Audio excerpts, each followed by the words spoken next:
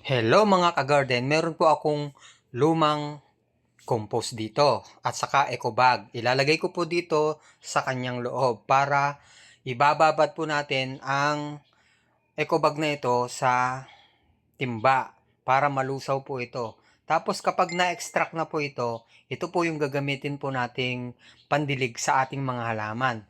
Mas maganda kung overnight po siya para lahat po ng sustansya ng nasa compost ay magagamit po natin pandilig sa ating halaman. Pero ito ngayon ay pang sandalian lamang. Ayan, para maidilig po natin sa ating mga halaman. Para mas marami po kayong malalagyan ng pataba. Kasi kapag yung powder ang ilalagay nyo po dyan sa inyong mga halaman ay konti lang ang malalagyan nyo. Kapag nilusaw nyo po ang compost ay mas marami kayong mapapatabaan. Ito ang aking mga